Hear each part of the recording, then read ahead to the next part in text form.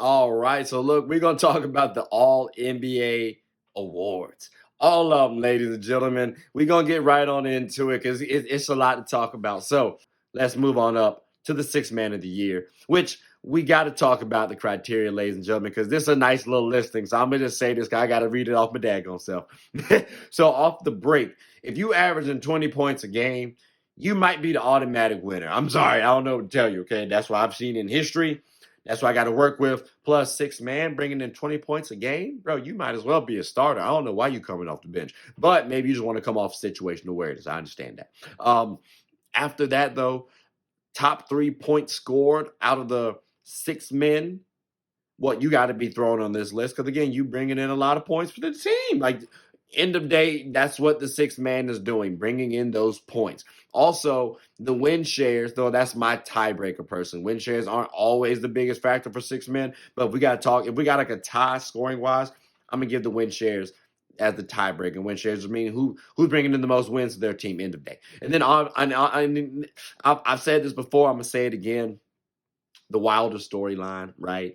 If you got a wild story that helps your case out, we'll take it. You know what I'm saying? For example, like Eric Gordon, he was on the best team record wise in 2017. As an example, you know what I'm saying? So again, that's my six man criteria, and my listing is as follows. Shout out to Malcolm Brogdon because he did win it last year, so we got to put him up here because there's a slight possibility that he could win it this year, being on the Blazers. Who knows? We got to see how it shakes out. I don't think he can, but it's possible. They got to get to the play-in game, which I think there's a case there for him to win it. Not the case for the play-in.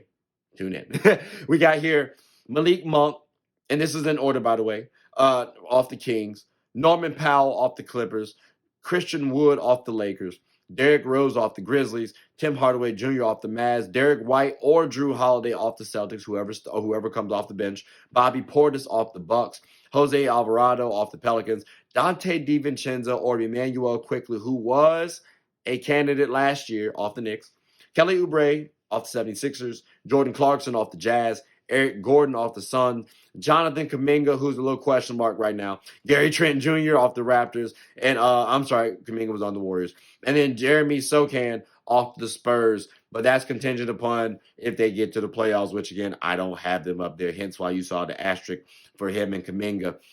The Warriors, I do expect to get to the playoffs, but like six man, Jonathan Kuminga, he could. I just think that's a little bit too premature right now. But he could prove me wrong. Again, I have Malik Monk as my number one pick because again, the Kings this season are a really good team. De'Aaron Fox, DeMontis Sabonis, Keegan Murray, Harrison Barnes. Well, Malik Monk is actually one of them players too who can get the job done in the day. He can score, not as streaky as some people might think too, by the way. Got solid athleticism, a good enough defender. And you know what? The team actually relies on him. And he's showcased over the last 2 seasons he can be a quality six man in the NBA. So, as a candidate this season, a strong candidate, I'm looking at Malik Monk off the Kings. But any of these players can win it. Norman Powell be getting me 20 points a game almost for the Clippers. You cannot overlook that. Christian Wood, he could be our third option this season. So again, there's a lot of players. Hell, Derrick Rose has a strong case from an actual production as well as an emotional standpoint. You know what I'm saying? So a lot of these players got it. I'm just looking at Malik Monk because, again, his situation. Plus, I'm expecting his production. But, we'll see how it shakes. Ladies and gentlemen, please like, subscribe, comment, tell anyone about the show. My name is Trey. I'm the host of Get a Bucket. I hope you all enjoyed the show. Take care.